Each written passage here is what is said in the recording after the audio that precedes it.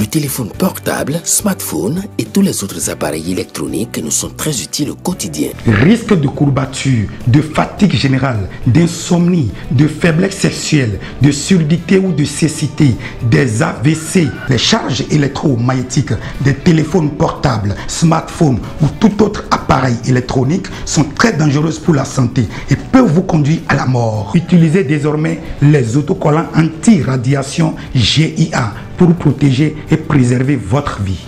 Les amis, faites comme moi, Gégé Lapino, en adoptant DMA GIA.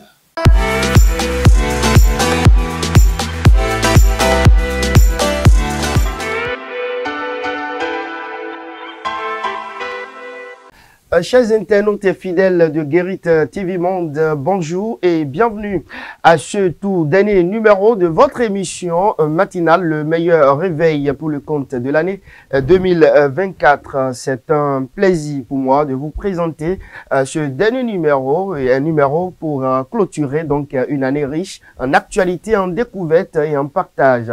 Nous sommes ravis de vous accompagner une fois encore pour démarrer votre journée avec énergie, réflexion et convivialité.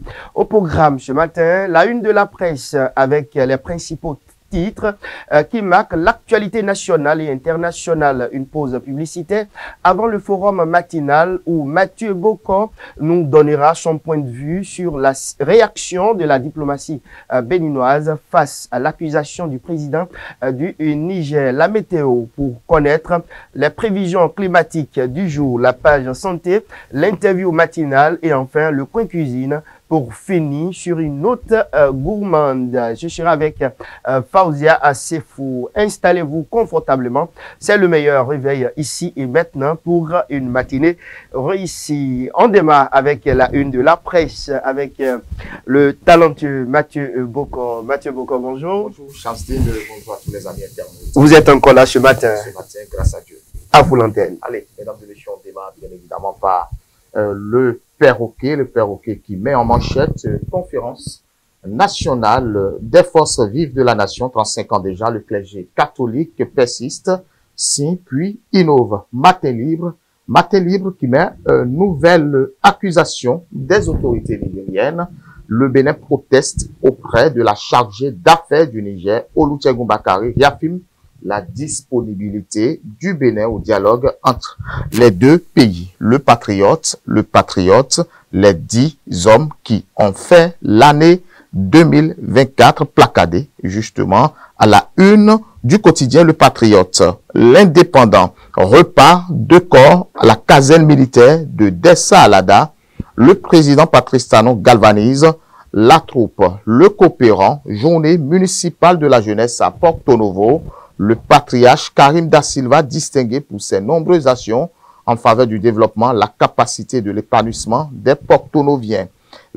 Et puis le clairon repart de corps à la caserne militaire de Dessa à Alada. Le président Patrice Talon galvanise la troupe. Les 4 vérités, accusation du président du Niger et discours sur l'état de la nation, appel de la fondation Malerossou, Atiani et Atanon. Le matinal. Prétendue acquisition de drones à des groupes terroristes, le Bénin rejette les accusations de Tiani. Le ministre Bakari convoque la chargée d'affaires du Mali. Le potentiel accusé d'actes de déstabilisation du Niger. Le Bénin désapprouve les propos des autorités nigériennes. Le ministre Adjadi Bakari convoque la chargée d'affaires. Et puis fraternité, Olusegun Adjadi Bakari à propos des accusations de Niamey. Le Bénin ne servira jamais de base arrière pour déstabiliser le Niger, affirme Olusegun Adjadi Bakari, le chef de l'État engagé pour un dialogue sincère et constructif. Chabzdin a-t-il conclu? Merci à vous, Mathieu Bocor. Je reste toujours avec vous et on passe donc aux nouvelles en ce qui concerne les actualités du matin. Nouvelle accusation des autorités nigériennes. Le Bénin proteste auprès de la clergé d'affaires du Niger. Mathieu Bocor. Évidemment, le Bénin rejette catégoriquement, il faut le dire, les affirmations des autorités nigériennes selon lesquelles le pays serait impliqué dans de prétendus actes de déstabilisation du Niger. C'est le message essentiel que le ministre des Affaires étrangères, Olusegun Ajadi Bakari, mesdames et messieurs, a tenu à faire passer en convoquant ce lundi 30 décembre 2024 la chargée d'affaires du Niger selon la correspondance remise à la chargée d'affaires pour son homologue nigérien et dont votre journal copie. Le chef de la diplomatie béninoise souligne que les principes et valeurs du Bénin restent guidés par un engagement indéfectible en faveur de la paix et de la stabilité régionale. Cotonou Shamsdine a toujours œuvré pour la sécurité collective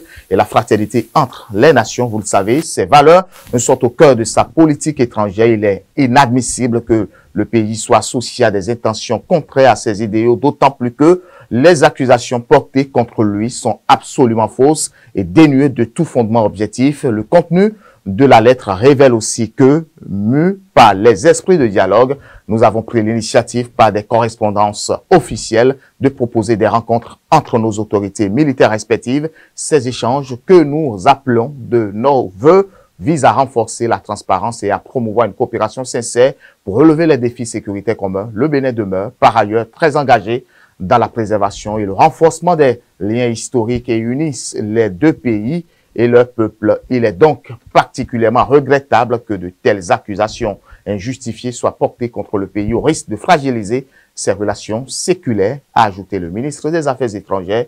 Pour mettre un terme à ces accusations devenues récurrentes, Olusegun Ajadi Bakari a tenu à réaffirmer de manière claire et solennelle que le Bénin ne servira jamais de base arrière pour des actes de déstabilisation contre le Niger. Il appelle alors à la culture et à la promotion d'un dialogue constructif et sincère dans l'intérêt supérieur des peuples du Bénin et du Niger.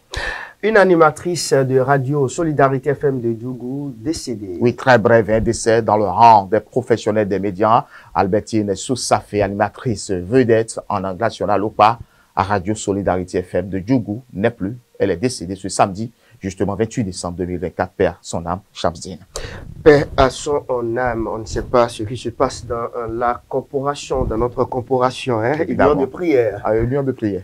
Voilà, en interactualité au Ghana, entrée sans visa pour tous les Africains à partir de l'année prochaine. Évidemment, bonne nouvelle, les citoyens détenteurs de passeport africains pourront désormais voyager au Ghana sans avoir besoin de visa. Cette mesure qui entrera en vigueur début 2025, vous le dites si bien, fera du Ghana le 5e pays africain à ouvrir ses frontières à tous les ressortissants du continent, adopté le 18 décembre 2024 par le président sortant Nana Akufo-Addo. Cette politique de voyage sans visa marque une étape clé dans l'engagement du Ghana pour l'intégration africaine. Actuellement, le pays accorde un accès sans visa aux citoyens de 26 nations africaines, tandis que les ressortissants de 25 autres peuvent obtenir un visa à leur arrivée. La mise en œuvre de cette initiative est prévue avant la fin du mandat d'Akufo-Addo, le 6 janvier 2025. Cette décision concrétise la promesse faite par le président lors des dialogues sur la prospérité en Afrique, APD 2024, en janvier dernier, visant à faciliter la mobilité des citoyens africains. Elle s'inscrit également dans les objectifs de l'Union africaine et de la zone de libre-échange continentale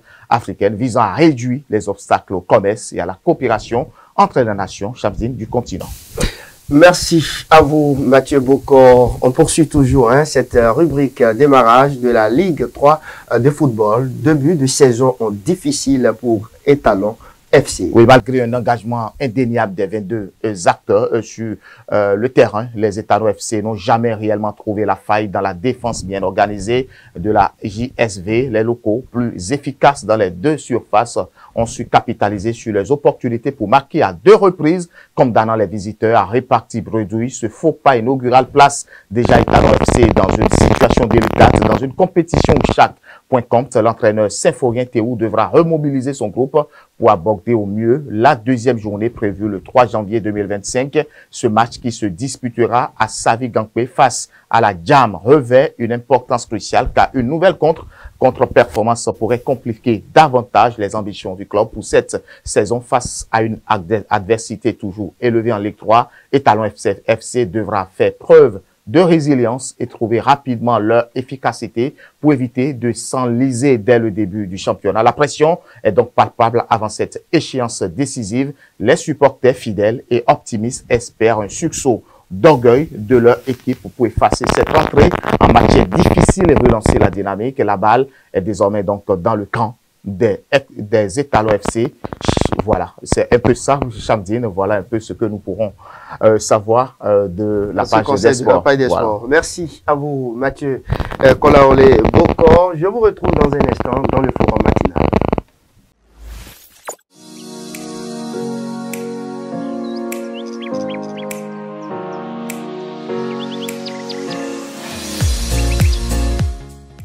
À présent, le forum matinal avec Mathieu Bokor. Nouvelle accusation des autorités nigériennes. Le Bénin proteste auprès donc de la chargée d'affaires du Niger. On s'y attendait parce que une voix officielle devrait normalement venir protester et mettre en cause cette déclaration du président de la junte, Abdourahmane Tiani. Vous savez, quand un président d'une nation fait une déclaration, cette déclaration semble être très porteuse. Et c'est justement ce qui a créé de tollé au sein de la communauté. Beaucoup se posent la question de savoir si c'est éventuellement vrai.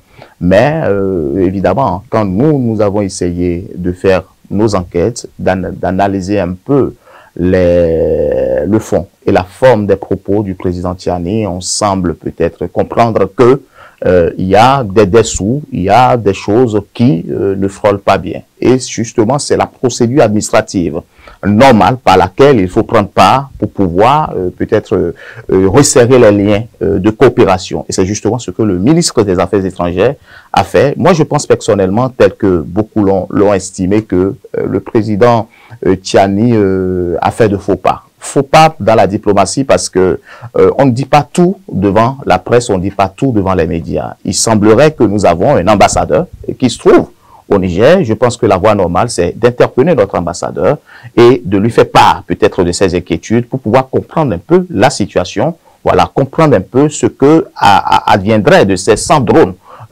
qu'il a estimé qu'il est pour les terroristes. Donc moi je pense que aujourd'hui le Bénin a compris que la diplomatie peut se faire autrement. La diplomatie c'est l'échange, la diplomatie c'est le dialogue et c'est justement ce que le ministre des Affaires étrangères a compris et le Bénin en général a compris en convoquant la chargée d'affaires justement du Niger pour pouvoir leur faire part peut-être de nous, notre compréhension et de pouvoir leur apporter des clarifications pour plus de précision et faire comprendre au Niger que nous sommes liés par des liens historiques, par des liens culturels et nous n'avons pas l'obligation de pouvoir leur faire du mal parce que le vivre ensemble, c'est un devoir et c'est peut-être, c'est une condamnation et nous sommes là peut-être pour tendre la main et le dialogue va se poursuivre, montrer peut-être notre bonne volonté, quitte maintenant aux autorités nigériennes de nous envoyer l'ascenseur.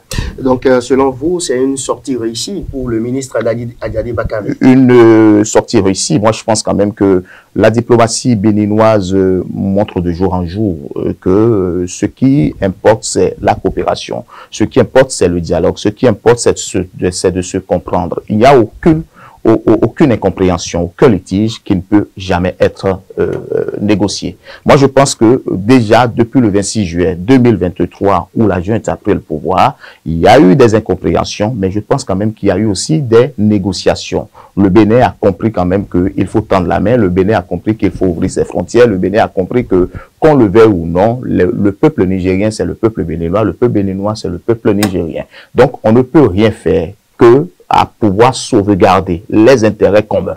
Les intérêts communs, ce sont les deux peuples. Les intérêts communs, ce sont les populations. Et je pense que, quel que soit ce que le Bénin aurait peut-être fait au peuple nigérien ou aux autorités nigériennes, il est maintenant le devoir de comprendre que l'histoire, ça date des millénaires et ce n'est pas aujourd'hui qu'il faut rompre les liens. Merci à vous, Mathieu Kolaole Bokor. Bonne année à vous. Bonne année, bonne heureuse année. Et puis, on va souhaiter aussi très bonne heureuse année à tous les internautes de Guéri TV. Merci à tous ceux qui s'abonnent au jour le jour, qui aiment nos programmes, Chavsdine, il faut le préciser, à tous ceux qui nous écrivent et nous encouragent, à tous ceux qui sont disponibles pour nous durant toute cette année 2024. Vous n'êtes pas sans savoir que nous avons commencé avec des éditions spéciales, mais je pense quand même que les personnes ressources que nous contactons sont toujours disponibles pour pouvoir apporter un plus à toutes nos productions, et c'est ce qui est de si génial à retrouver quand même que Guéri TV est très suivi, et nous allons encore beaucoup plus les inviter à s'abonner parce que c'est très important. Nous avons le défi d'atteindre 20 000, voilà, 30 000, 1 million d'abonnés, et je pense que c'est grâce à eux que nous pouvons grandir. Merci à toute l'équipe très jeune d'ici, merci à vous Charles Dean aussi pour la confiance, merci à toutes et à tous, et nous pensons quand même vous retrouver en très bonne encore santé à partir de 2025 pour pouvoir continuer encore d'autres challenges. Merci beaucoup, merci infiniment Mathieu Kolaolé et beaucoup. On se retrouve jeudi prochain, jeudi, déjà le 2. Voilà, nous voilà. sommes au repos demain. D'accord.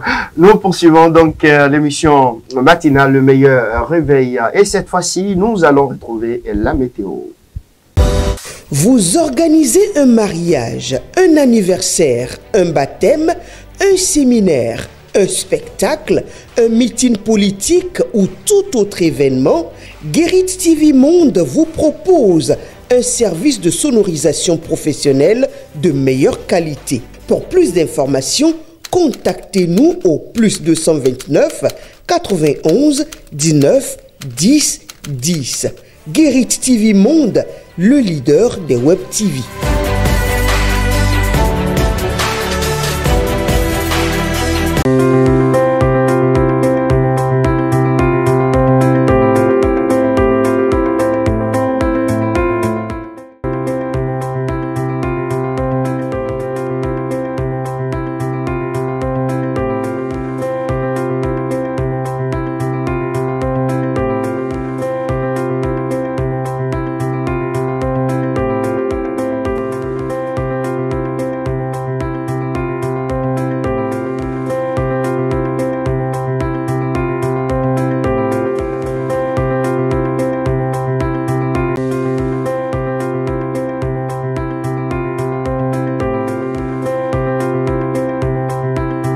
À présent, nous allons retrouver la page santé et bien-être.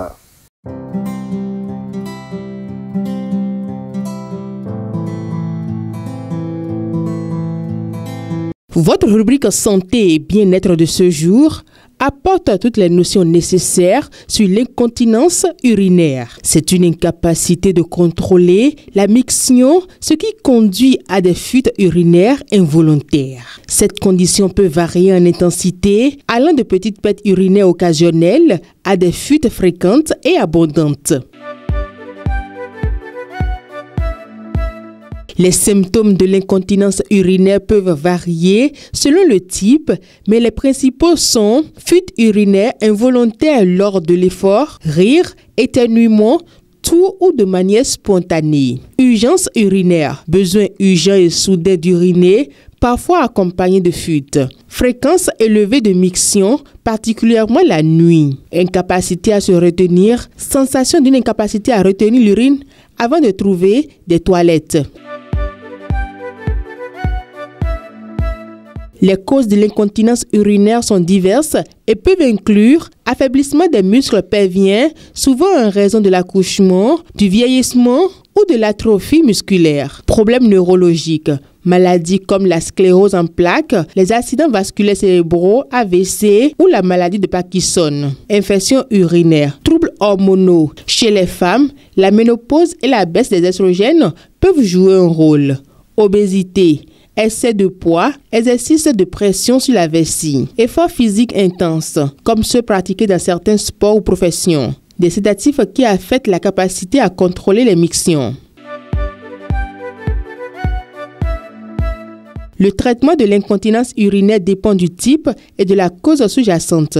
Il peut inclure rééducation pelvienne, exercice de Kegel pour renforcer les muscles du plancher pelvien, médicaments, anticholinergiques pour réduire l'urgence et améliorer la capacité de la vessie à se vider. Peser pour les femmes ou sonde urinaire. Intervention chirurgicale pour les cas graves, comme la mise en place de bandes sous-urétales ou la chirurgie de suspension de la vessie. Modification de mode de vie. Éviter les aliments et les boissons irritants. Adopter une routine de mission régulière.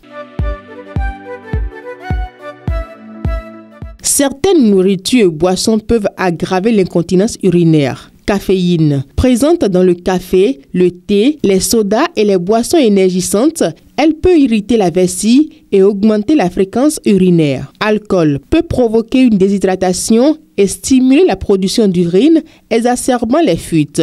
Agrumes, citrons, oranges et autres fruits acides peuvent irriter la vessie chez certaines personnes. Piment, curry, etc. qui peuvent provoquer une irritation de la vessie. Tomates qui, comme les agrumes, sont acides et peuvent irriter la vessie. Le traitement et les choix alimentaires adaptés peuvent varier d'une personne à une autre. Il est donc essentiel de consulter un professionnel de santé pour obtenir des conseils professionnalisés.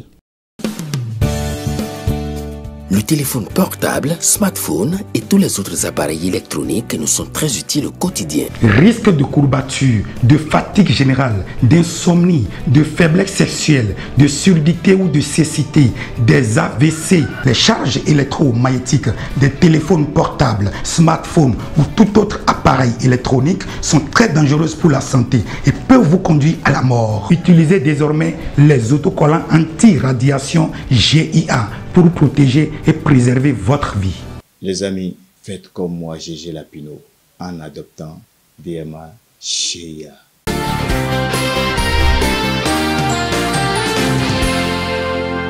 C'est cette virgule qui installe l'interview matinale. Le discours du chef de l'État, il a parlé du passé, qu'on ne peut plus revenir sur cela. C'est clair. Moi, j'étais entrepreneur, maintenant je suis à la retraite. Mais ce qu'on faisait avant, tout le monde connaît. Avant 2016, tu prends un marché et ce que les gens prennent dedans, tu ne peux pas exécuter les travaux correctement. Tu laisses. Parce que tu as pris un marché de 50 millions et on te prend 20%. Est-ce que tu peux faire un travail correct? Tu ne peux pas le faire. Et c'est pourquoi il y a des chantiers abandonnés un peu partout. On m'a confié la construction d'un centre de santé dans le Septentrion. Le marché, c'est 100 000 francs, 100 millions. On m'a dit d'ajouter 20 millions, ce qui fait 120 millions. Les 100 millions, les agents du Trésor qui doivent te payer prennent encore 20%. C'est ce que nous avons l'habitude de faire. Il faut avoir le courage de le dire. En fin de compte, là où tu vas utiliser 10 paquets de ciment, on utilise 5. Là où tu vas utiliser 1 tonne de fer, ça fait à peine demi-tonne. C'est ce qui se passait dans le pays. Là où tu as utiliser demi-tonne de fer contre 1 tonne, c'est des travaux mal exécutés. Bâclés, c'est ça, c'est le mot ça. C'est ce que nous avons l'habitude de faire. En dehors de cela, le service des impôts. Le service des impôts, tu avais la possibilité de négocier avec l'inspecteur. Tu dois payer 5 millions, lui te dit, bon, je te fais 2 millions. Je te fais 2 millions et tu me donnes 1 million. C'est ce qui se faisait. Maintenant, tout est en ligne. Je donne le cas de la douane. Mais ce qui se passait au port, on fait les commandes de champagne, conteneurs de champagne. En fin de compte, on écrit que c'est Evian qui est dans le conteneur. On fait les tissus de Maxigan, was hollandais. Ce que la douane doit payer, ce que tu dois payer à la douane, peut-être c'est 10 millions de conteneurs. Mais qu'est-ce qui se passe? On écrit que ce que tu as payé là, que ce n'est pas was hollandais, c'est TV. les pagnes de 2 000. Or, tu as payé les pagnes de 30 000 demi-pièces. Le président Talon connaît tout. Il connaît tout, ça moi je vous le dis, ce qui se passait. Mais à son arrivée, il a dit vraiment, si on continue avec ça, on ne peut pas construire notre pays. C'est la réalité. Mais nous qui avons l'habitude de travailler comme ça, mais on est à la touche. Depuis que le président Talon est arrivé, je n'ai pas gagné un seul marché. Ça, je vous le dis. Devant les caméras. Mais on m'a donné un marché. J'ai une grande imprimerie ici. On nous a donné le marché. Ce marché, autant jadis, je crois que si on demande, par exemple, de fournir, je donne les bulletins d'examen. Si c'est 1000,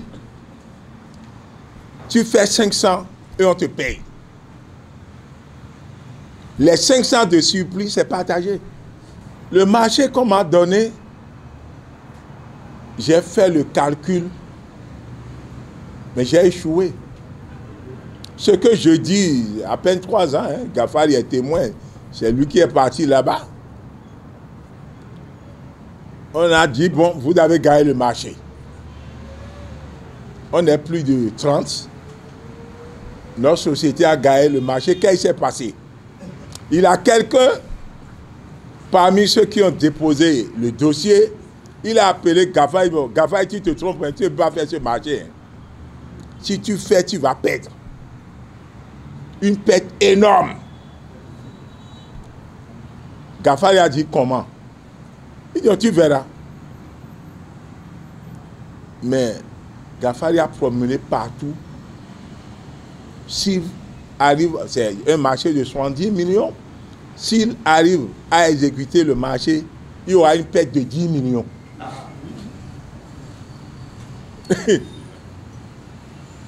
Pourquoi? Celui qui a pris le marché, celui qui lui a dit qu'il ne peut pas, lui, il avait payé les papiers avant notre maladie de Covid là. Donc, il a stocké, il a pris ça en Chine. Moins cher des conteneurs. Plusieurs conteneurs, il a pris.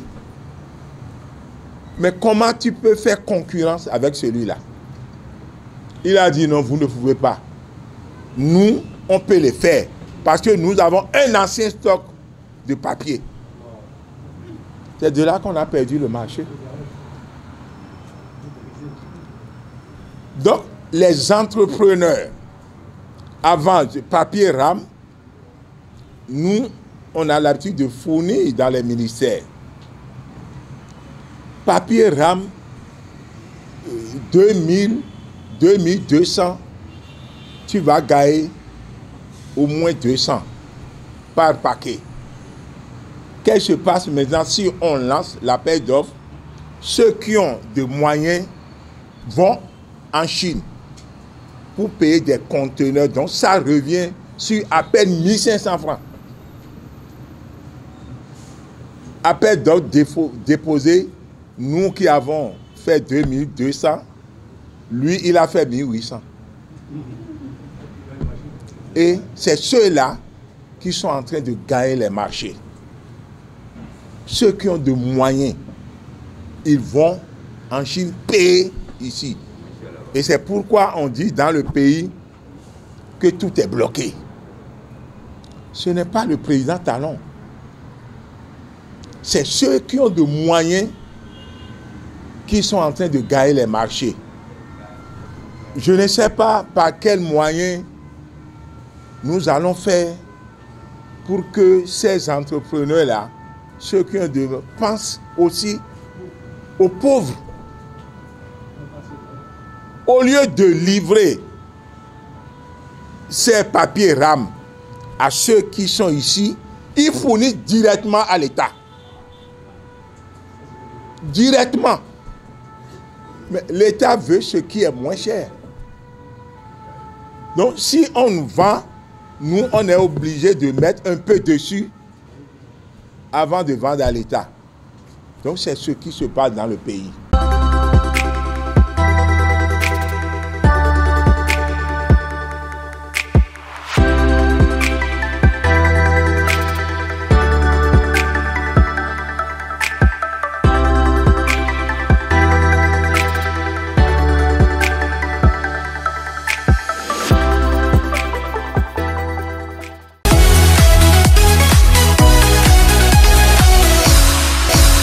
La dernière rubrique de votre émission, Le Meilleur Réveil, c'est avec Fauzia Sefo. Fauzia Sefo, bonjour. Bonjour à vous, Chabzine Badaro. Bonjour à nos amis internautes. Le coin cuisine, c'est avec vous. On parle de quoi ce matin? Bien sûr. Alors, aujourd'hui, vous savez que c'est la veille de la fête. On va manger du bomiwo. C'est quoi encore bomiwo? Oui, c'est une pâte qu'on mange au couvent. Vous savez, la fin d'année, c'est le moment d'aller faire allégeance à tout ce qu'on a comme divinité. Et quand on va là-bas, c'est la fête. Et c'est souvent la pâte qu'on mange là-bas. Mais aujourd'hui, ça a été modernisé. C'est la manière modernisée que je vous présente ce matin. Allez-y, ça m'intéresse aussi. Ok, alors pour pouvoir y aller, on va manger notre bomiwo avec de l'aileron. C'est vrai qu'au couvent, il n'y a pas d'aileron. C'est pour ça que je parlais de la manière modernisée. Donc, on aura besoin d'aileron, on aura besoin de la farine de maïs, on aura besoin de piment vert, on aura besoin de l'oignon écrasé et découpé aussi, des épices, de l'huile d'arachide, alors qu'au couvent, c'est l'huile rouge qu'on utilise, voilà. Le vaudou n'aime pas l'huile d'arachide. L'huile d'arachide, voilà. Donc, c'est tout ça qui montre que c'est la manière modernisée. Donc, voilà. Et pour y arriver, on va d'abord préparer notre viande. Parce que c'est l'eau de viande qu'on va utiliser pour pouvoir faire la pâte. Pour pouvoir faire bomiwo, là. Voilà, pour pouvoir faire le bomiwo. Donc, voilà. Donc, après cuisson de notre viande, on retire l'eau qu'on va conserver. Et c'est dans cette eau, maintenant, on va ajouter les épices. On va ajouter beaucoup d'épices pour pouvoir vraiment agrémenter notre pâte et ajouter du sel et maintenant laisser mijoter. Tous les ingrédients. Voilà, laisser mijoter. Puis maintenant, laisser notre farine de maïs dans de l'eau, puis ajouter au mélange qui était entre-temps au feu et on laisse cuire au moins pendant 5 à 10 minutes et à nouveau on y ajoute de la farine de maïs de telle manière que ça ne soit pas dur, voilà, et bien tendre et 5-10 minutes plus tard on peut déjà renverser puis servir. Voilà. 5 minutes, c'est rapide ça, hein? Les gens vont faire la diarrhée. Non, pas du tout, c'est pas rapide puisque la bouillie a eu le temps à un degré trop élevé. Voilà, c'est ça. Oui, maintenant, l'aileron là, on met ça au juste. Est-ce que c'est AVC? Non, pas du tout. C'est à côté. C'est à côté. On va mettre ça dans le piment. Voilà. En réalité, donc c'est le piment accompagne votre aileron. Oui. Et la pâte bomiwo est de l'autre côté. De l'autre côté, oui. Ok, d'accord. Voilà, donc ça fait pâte plus piment plus aileron. Voilà. Merci beaucoup à vous, Fauzia Sefo. Bonne année. Heureuse année à vous aussi et plein de succès. Et voilà. Oui. Vous avez quelque chose à dire à votre époux à la maison? Ou aux parents? Oui, surtout aux parents. Voilà. Et que l'année 2025 nous sourit. Dans nos joies, dans nos peines, que l'année nous sourit. Vous n'avez rien dit à votre époux? Ah, d'accord, voilà. Oui, à lui, comme toujours, il sait très bien que tout ce que nous faisons, c'est pour les enfants et que Dieu nous accompagne dans cette lutte au quotidien. D'accord. Merci beaucoup et bonne année à votre chérie Fauzia Sefo. Merci. Mesdames et messieurs, c'est définitivement terminé pour ce numéro de votre émission Le Meilleur Réveil et c'est le dernier numéro d'ailleurs pour le compte de l'année 2024 et c'est un plaisir pour moi, je le disais tantôt à l'entame de ce numéro que c'est un plaisir de vous présenter ce dernier numéro. C'est le lieu également de remercier la patronne de l'émission Latifat Kouenou, bon repos à elle et on va se retrouver l'année prochaine si Dieu le veut. Merci à David à David Yema, merci à Alphonse Boton, bon rétablissement à lui d'ailleurs. Merci également à Patrice Ayronton, merci à Mathieu Bocor, merci à toute l'équipe, merci à Judith. Et on se donne rendez-vous l'année prochaine, si Dieu le veut. Merci à vous, chers internautes également. Sans vous, pas de Guérit TV. Et à très bientôt et à l'année prochaine. Ciao, ciao. Voilà.